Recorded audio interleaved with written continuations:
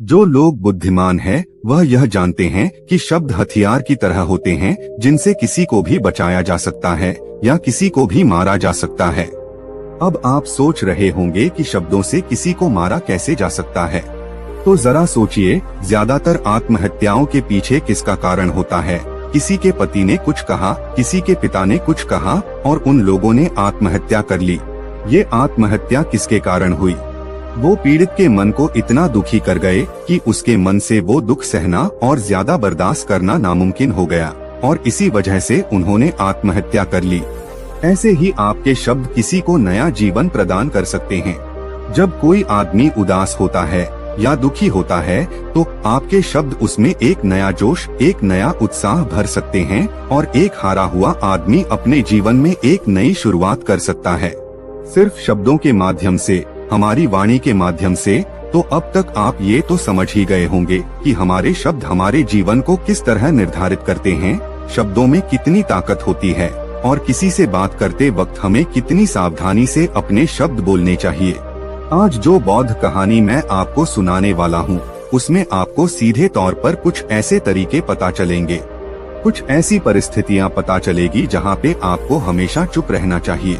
कुछ परिस्थितियों में अगर आप कुछ नहीं बोलेंगे तो वही आपके लिए सबसे ज्यादा बेहतर होगा। तो दोस्तों, इससे पहले कि आप इस बौद्ध कहानी में खो जाओ, वीडियो को लाइक और हमारे YouTube channel inspired VS Buddha को सब्सक्राइब जरूर करें। तो आइए चलते हैं वीडियो की तरफ। एक बार की बात है, एक युवा लड़का एक बार एक बौद्ध भिक्षु के पास पहुंचा। वो काफी परेशान लग रहा था और उसने बौद्ध भिक्षु से जाकर पूछा कि हे महात्मा, मैं अपने आप से परेशान हूँ, अपने आप से दुखी हूँ, बाहरी रूप से मुझे कोई दुख नहीं है, मैं धन धान्य संपन्न हूँ, मुझे कोई शारीरिक रोग भी नहीं है, लेकिन मैं खुद से परेशान रहता हूँ, अपने मन से परेशान रहता हूँ। अक्सर मेरी बातों को मेरा कोई भी दोस्त गंभीरता से नहीं लेता है और न ही मेरे परिवार के लोग मेरी किसी बात को गंभीरता से लेते हैं। मैं जो कुछ भी सलाह देता हूँ या तो वह उसे मजाक में उड़ा देते हैं या फिर उसे गंभीरता से लेते ही नहीं है। मेरी बातों को कोई गंभीरता से क्यों नहीं लेता है? क्यों मेरी बातों पर कोई अमल नहीं करता? क्यों मेरी बातों में कोई रुचि नहीं दिखाता? क्या कारण है? कृपया मुझे बताने का कष्ट करें और मेरे मन के इस दुख को दूर करें। यह सुनकर बौद्ध भिक्षु ने कहा कि आज सुबह मैं चालित ध्यान करके वापस आ रहा था।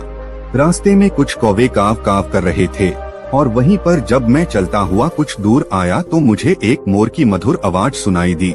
ये सुनकर अचानक मेरे मन में ख्याल आया कि कौवे कितना काव काव करते हैं, कितना बोलते रहते हैं, लेकिन कोई भी प्राणी कौवे की आवाज को पसंद नहीं करता।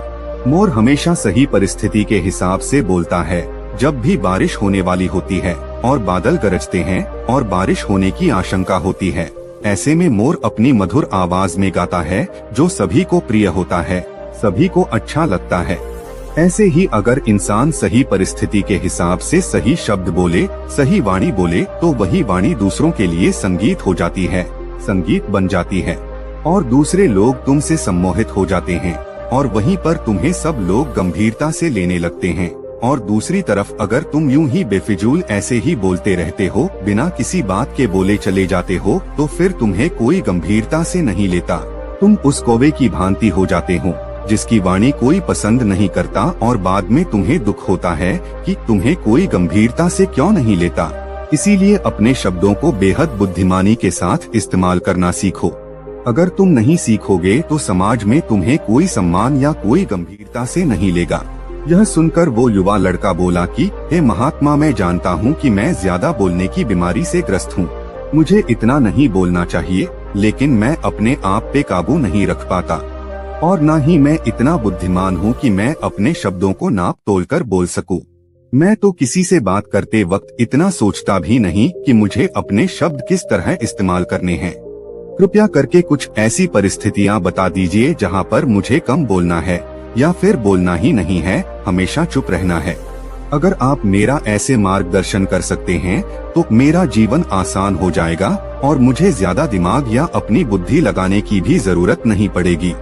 यह सुनकर बौद्ध भिक्षु ने मुस्कुराते हुए कहा कि बेटा, वैसे तो इंसान को हर परिस्थिति में सोच समझकर ही बोलना चाहिए, लेकिन अगर वो हमेशा होश में नहीं रह पाता है, ध्यान में नहीं रह पाता है, तो मैं तुम्हारे दैनिक जीवन की कुछ ऐसी परिस्थितियाँ बता रहा हूँ जहाँ पर तुम्हें हमेशा चुप रहना है। अगर तुम ऐसी जगहों पर कुछ बोलोगे तो तुम्हारा अपमान ही होगा या फिर तुम्हें कोई गंभीरता से नहीं लेगा। सबसे पहली जगह है, या यूं कहे ऐसी परिस्थिति जहाँ पर इंसान को हमेशा चुप रहना चाहिए, वो है जब किसी ऐसे विषय के बारे में बातचीत हो रही हो जिसके बारे में आपको कोई जानकारी ही नहीं है। तो ऐसी परिस्थिति में व्यर्थ में बीच में टांग अड़ाना, व्यर्थ का ज्ञान देना, आपको कुछ पता नहीं है लेकिन फिर भी आप अपना ज्ञान देने के लिए उत्सुक हैं, तो ऐसी जगह पर आपका अपमान ही होगा। जरा तुम खुद सोचो, जब कोई बीमार आदमी अपनी बीमारी के बारे में चर्चा कर रहा हो और आपको उस बीमारी के बारे में कोई भी ज्ञान नहीं है, लेकिन फिर भी आप व्यर्थ में बेकार में उसे ऐसी ऐसी औषधियाँ बता रहे हैं जिनका उसकी बीमारी से कोई तालमेल ही नहीं है, तो ऐसे में आप अपनी प्रतिष्ठा अपने हाथों से खो रहे होते हैं और आपको पता ही नहीं होता।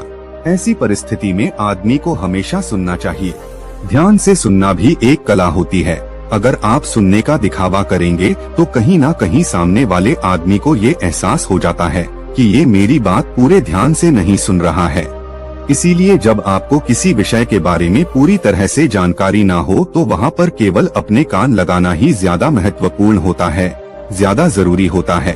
आप उस इंसान की बातें ध्यान से सुन सकते हैं और इसी बीच आप दोनों के बीच एक संबंध पैदा होगा और वह संबंध सच्चा होगा, क्योंकि आपने उसके बात को बड़े ही ध्यान से सुना है और इस बात का पता सामने वाले को भी होता है। तो हम बिना कुछ बोले सिर्फ सुनने मात्र से किसी को अपना मित्र बना सकते हैं। इस बात को हमेशा ध्यान में रखना। दूसरी जगह जहां इंसान को हमेशा चुप रहना चाहिए वो है खाना खाते समय। खाना इंसान को हमेशा चुप रहकर खाना चाहिए, मौन रहकर खाना चाहिए। महात्मा बुद्ध और उनके भिक्षु हमेशा चुप रहकर भोजन करते हैं, शांत भाव से भोजन करते हैं, परिपूर्ण होकर भोजन करते हैं, पूरी तरह से करते हैं, एक एक टुकड़े का स्वाद लेकर भोजन करते हैं। और ऐसा भोजन जब आपके शरीर में पहुंचता है तो वो आपके अंग अंग तक ऊर्जा पहुंचाता है।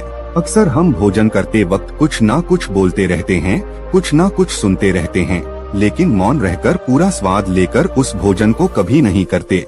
हम उस भोजन को करते वक्त आधे अधूरे ही रहते हैं और इसीलिए हमारा शरीर रोगों से ग्रस्त हो जाता है। जरा तुम खुद सोचो, बौद्ध भिक्षु हमेशा भिक्षा लेकर भोजन करता है और भिक्षा भी बिल्कुल मामूली सी, और वो भी एक वक्त का। तो एक वक्त भोजन करने के बाद भी वो इतने स्वस्थ रहते थे, इतने उत्साह, जोश और आनंद से भरे होते थे।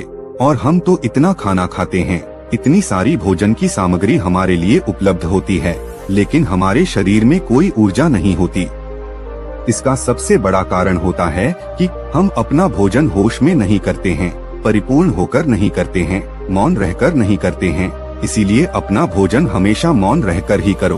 तीसरी जगह जहाँ पर अगर आपने चुप रहना सीख लिया तो इसका मतलब यह है कि आपने अपने ऊपर विजय हासिल कर ली।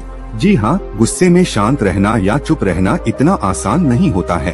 अक्सर हम गुस्से से भरकर कुछ ऐसे शब्द या अपशब्द बोल जाते हैं जिसका पछतावा हमें हमेशा रहता है, लेकिन जुबान से निकला हुआ शब्द वापस नहीं हो सकता, उस शब्द को मिटाया भी नहीं जा सकता।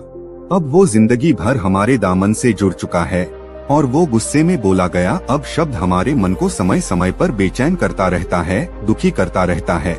लेकिन गुस्से के वक्त चुप रहना सीखना भी एक बहुत बड़ी कला होती है। गुस्से में आदमी का अपने ऊपर काबू कहाँ रहता है, अपनी इंद्रियों को वश में कहाँ रख पाता है। इसीलिए इस कला को आप तभी सीख सकते हैं जब आप गुस्सा भी होश में रहकर कर पाए।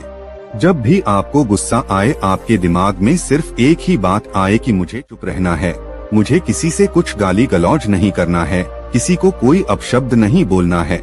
और जब ये विचार गुस्से के साथ जुड़ जाता है और धीरे धीरे ये आदत बन जाता है तो आप अपने गुस्से को भी काबू में करना सीख जाते हैं।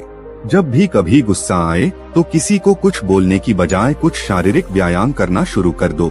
उछलना, भागना, दौड़ना, जिम करना, कुछ भी आप ऐसा व्यायाम कर सकते हो जिसमें आपका शरीर थक जाए।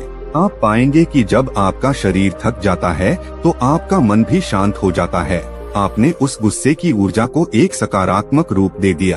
और यही बुद्धिमान व्यक्ति की पहचान होती है, जो दूसरों के तानों से भी अपना घर बना लेता है, अपनी कामयाबी के रास्ते निकाल लेता है।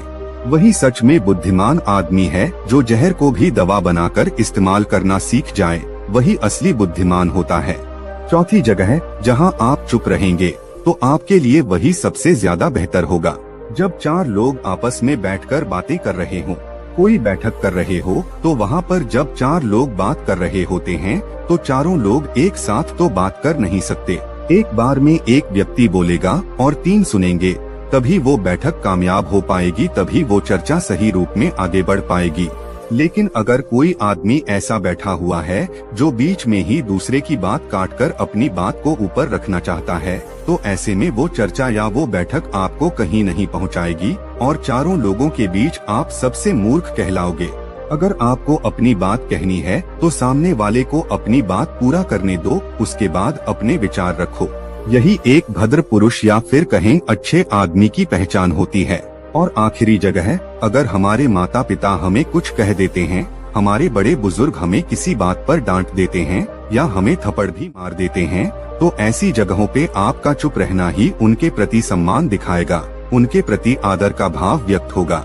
अगर आप उनके सामने उनका विरोध कर देते हैं, उनका प्रतिरोध कर देते हैं, तो वो गुस्सा तो थोड़ी देर बाद शांत हो जाएगा, लेकिन वो कही गई बात, वो विरोध किया हुआ शब्द या फिर कुछ भी उल्टा सीधा हमेशा आपके मन को सताएगा और आपके माता पिता को हमेशा यही लगेगा कि ये हमारी इज्जत नहीं करता, हमारी बात नहीं मानता क्योंकि ये कमाने लग गया है, ये बड़ा बन गया है। ऐसी ऐसी बातें उठेंगी, ऐसे ऐसे तंज कसे जाएंगे।